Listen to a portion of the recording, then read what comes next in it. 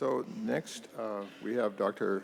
Matthew David Segall, Assistant Professor in the Philosophy, Cosmology, and Consciousness program at the California Institute of Integral Studies in San Francisco. He's a transdisciplinary researcher focusing on applications of process philosophy across the natural and social sciences. He's the author of Re-Emerging of Schelling, Philosophy in a Time of Emergency, 2014, Physics of the World Soul, Whitehead's Adventure in Cosmology, 2021, and Crossing the Threshold, Etheric Imagination in the Post-Kantian Process Philosophy of Schelling and Whitehead. Boy, I look forward to that. That's forthcoming. He also blogs regularly at footnotes2plato.com. Dr. Segall.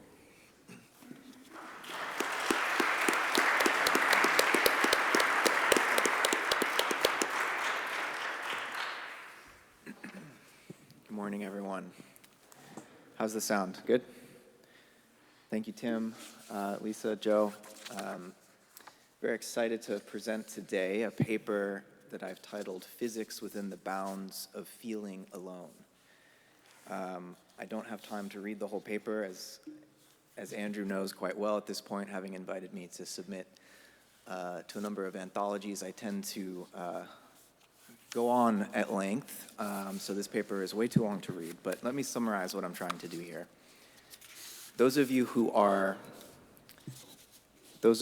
students of German idealism may have recognized my title as a play on Immanuel Kant's title of a text he wrote in 1793. Religion within the bounds of reason alone is how it's often translated. Now, my subject in this paper is not religion, but you could say it is related to reason, though an attempt to bring reason back to its senses, bring a certain kind of scientific reasoning back to its senses. Now, whenever I engage with natural scientists, physicists, or biologists as a philosopher, and I'm trying to surface for them the metaphysical presuppositions of their own interpretation of their science, I tend to immediately revert back to Kant, not because I am a defender of his transcendental idealism, but because I think it allows us to get off on a better start in trying to understand what natural science is really all about. Kant, as you'll remember, tried to, in his later critical phase, develop an understanding of knowledge and the presuppositions of what it would mean to know. But in order to understand human understanding, he had to create this epistemological dualism between the phenomenal world and the world of things in themselves. Kant's question was, what must mind be like such that nature could appear to us as minds in the way that it does? So for Kant, rather than thinking of physical laws as something that scientists were discovering out there in the world, physical laws were really the way that our own understanding is constructed and the way that it organizes our sensory experience, right? So scientists aren't discovering laws in nature, they're uncovering certain modes of their own understanding, right? This kind of idealism is not satisfying to Whiteheadians, not satisfying to me, but I think it helps remind scientists tempted by a kind of materialism or physicalism that they are making certain epistemological presuppositions, for example, that they are conscious beings capable of thinking, feeling, and willing. They're conscious agents, in other words, who can engage in mathematical reflection. And so to understand the universe as some kind of merely material process, merely physical process, I don't think post-quantum theory that we can really refer to a mechanistic universe anymore, but nonetheless, there's a lot of holdover from that earlier Newtonian and Cartesian, really, metaphysics. But there's a sense in which physicalist scientists are trying to describe a universe which could not ever give rise to the very conscious reasoning capacity that they're using to understand it. So Kant helps us see this problem very clearly, but he gives us a new problem. And so in order to overcome his idealistic split between a realm of phenomena and things in themselves, I turn to not only Whitehead, but also Friedrich Schelling, who was a German idealist who thought in the wake of Kant and tried to think in the spirit of Kant to overcome what he thought were some wrong turns in Kant's own philosophy. So in some of my earlier work that Tim was mentioning, I've tried to read Schelling as in the process lineage. Whitehead does cite Schelling once, but he's not, I would say, conscious of inheriting a Schellingian philosophy of nature, but nonetheless, as I show in my paper, I think there are good reasons to think that he can be read as an inheritor of Schelling's organic approach to natural science. So what Schelling does with Kant is a kind of inversion, right? And if you're familiar with Whitehead's statements about inverting Kant, you'll recognize this. Rather than Kant's problematic, where he said, what must mind be such that nature can appear to it in the way that it does, in the lawful way that it does, Schelling inverts this and says, what must nature be such that mind could emerge from it, right? Whitehead does a similar inversion, and rather than trying to start with a merely material world and understand how life or mind could somehow emerge out of it, Whitehead sees our own human consciousness, our own thinking activity, feeling, willing, our direct experience of practical action, the capacity to realize purposes, and says that's an exemplification of something that must be generic throughout the universe, right? So rather than sidestepping or ignoring our own, the immediate deliverances of our own concrete experience and trying to somehow derive that from a model of the physical world as whatever it might be, a quantum waveform or a space-time metric of some kind, we begin with our own immediate experience, and we metaphysically generalize. I'm grateful to go after Lisa, who was explaining Whitehead's metaphysical method here of generalization. How can we generalize what we immediately experience to come up with metaphysical categories that would apply to actualities at every scale of nature, whether we're talking about what particle physics studies, or whether we're talking about what biologists study or what psychologists study. So in this paper, I enter into dialogue with a prominent physicist and physicalist, Sean Carroll, who I've chosen because unlike many physicists, he's at least willing to acknowledge that philosophy has a very important role to play in natural scientific discourse. Most physicists would just dismiss philosophy as irrelevant. Carroll is at least willing to have this conversation, though he does think that physicalism is the most likely ontology, and he tries to, in some ways, engage in what Whitehead would call a brilliant feat of explaining away by explaining how, again, all of our thinking, feeling, and willing can ultimately be explained as the motion of atoms through space with, the requisite qualifications given what quantum physics has discovered about the nature of so-called atoms or particles. Carroll happens to be a proponent of the many worlds interpretation,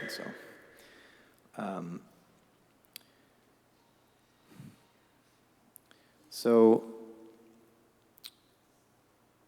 one of the ways that Schelling helps us overcome this Kantian split is by criticizing Kant's treatment of sense perception in a way quite analogous to Whitehead's criticism of the so-called sensationalist principle, which is that our most primal form of experience, raw experience, from Kant's point of view, inheriting Hume's point of view, comes to us just in the form of bare, unrelated sensa or sensory universals that then the mind, for Hume, would be in the business of associating into more complex ideas.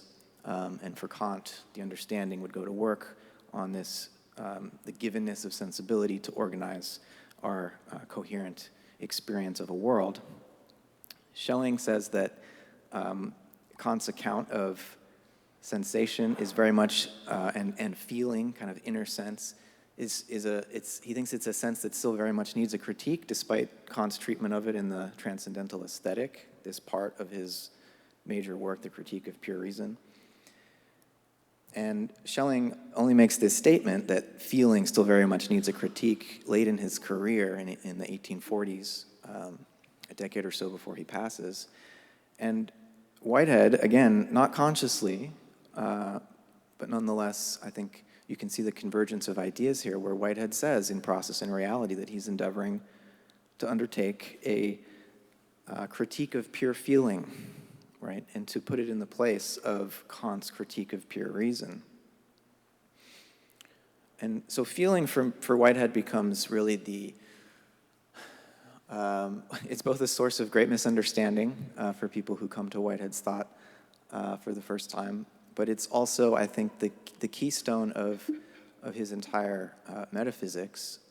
The technical term, of course, here is prehension, but he uses the term feeling, which has other connotations, I think, to connect with our own experience. Prehension for Whitehead is a generalization of what we normally call feelings, but the philosophical tradition, Kant included, tended to think of feeling as something merely subjective. It's merely inside, and the facts don't care about your feelings, right? As is often said. Now,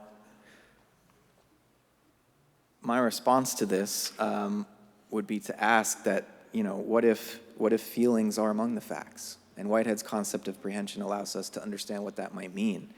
And indeed, what if feeling is the only medium through which facts might come to matter?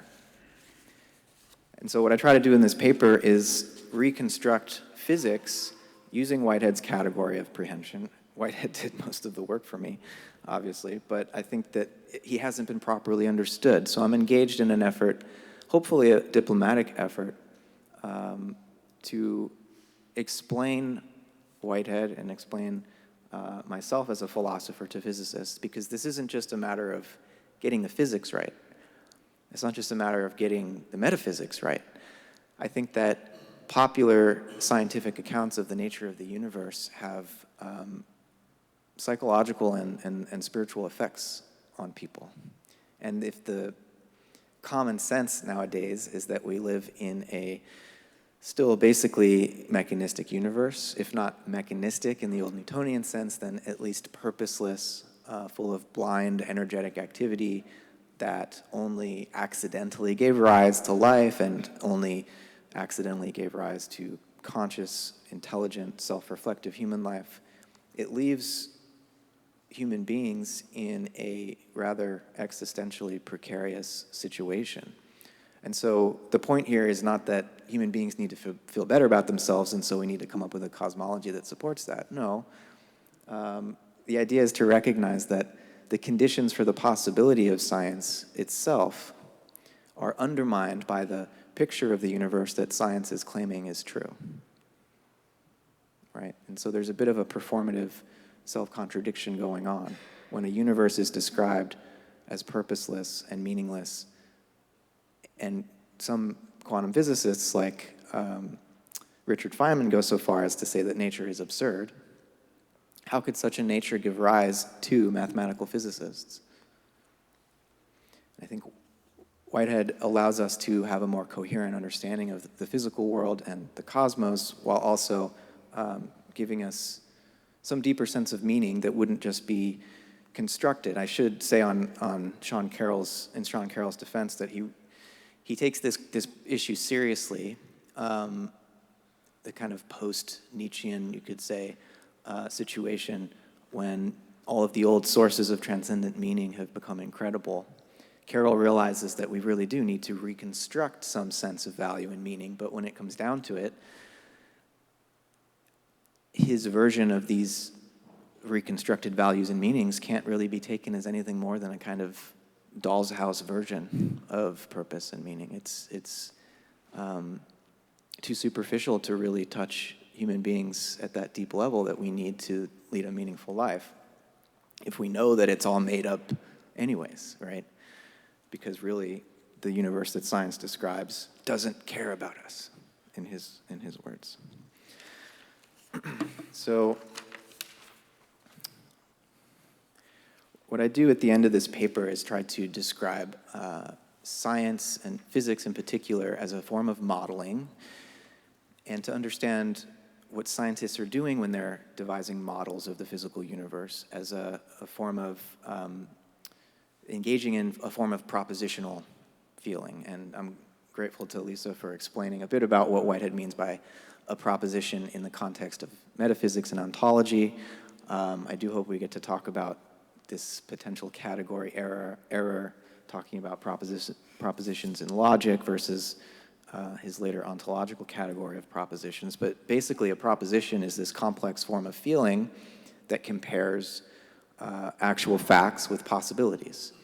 And when the scientist is engaging in an attempt to model the physical world, they have some kind of instrumentation by which they collect measurements, and then they come up with mathematical models to fit those measurements. There's a lot of free play there. Many models can explain the same data sets, especially when it's a science like cosmology, where we have precious few data points. We can't really perform experiments on the whole universe, right? We're kind of sitting waiting for something to happen to observe with a telescope.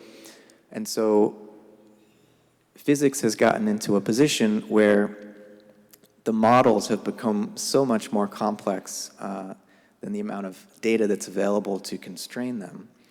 And I'm trying to reinterpret what modeling is in a Whiteheadian way to try to bring physics back to its senses, right? And to recognize that, strictly speaking, any model of the physical world that science might come up with is false. Doesn't mean that it might not be useful. It doesn't mean that there might not be some asymptotic approach to a more and more accurate, inclusive model of the physical world. But in Whitehead's view, as a pan-experientialist, physical models of the world are always going to be leaving out what he calls the mental pole, right? The originative urges of the mental pole. The physical world is repetitive enough, this came up yesterday, that physicists don't really need to take account of the mental urges, the originative urges that are operative in electromagnetic radiation or the movement of galaxies and stars. But nonetheless, in Whitehead's view, it's there. If it wasn't there, we wouldn't be here talking about it, right? But because physical models are leaving out the mental pole, strictly speaking, they are talking about an abstraction. They've split the universe in two for the practical purposes of coming up with predictive models. And that's fine, that's great. Whitehead's not saying science should stop modeling the world. He's just saying we need to put those models in proper metaphysical context and not allow them, because of the fallacy of misplaced concreteness, to become what we think of as really real, such that we have to then figure out how conscious agents like ourselves could have come out of an abstract model. Right? The answer is in no way. That's just not possible. So, 2 minutes, or? Yeah. So let me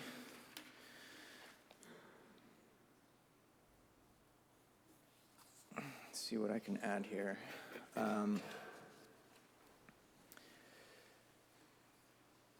The last thing I'll say here is a kind of theological point. I read one of Kant's pre-critical texts that he wrote in 1755 called Universal Natural History and Theory of the Heavens, which is where he lays out his nebular hypothesis for how the solar system formed, and he's beginning to realize that what were called nebula that astronomers were observing were actually other galaxies. And so he's doing some cosmological speculation, but of course in his 18th century context, very much in a theological mindset still. And it struck me in reading this text that for Kant, the mechanistic order and the mathematical harmony that he saw at work in the formation of the solar system and the Milky Way and other galaxies was for him the best proof of God you could ever ask for. And less than a century later, the same mechanistic picture of the cosmos becomes the best proof of atheism you could ever ask for. So something major happened here, and I don't think it was so much a scientific transformation as a moral transformation, right? In the evolution of human consciousness, that the kind of God that, the deist kind of God that Kant was still upholding became more and more incredible. And somehow scientists forgot that a mechanistic conception of the universe implies an engineer behind it, right? So I've tried to ask some physicists what they mean by a law of physics, if understood in the classical Newtonian sense. If there is no lawgiver, if there is no designer.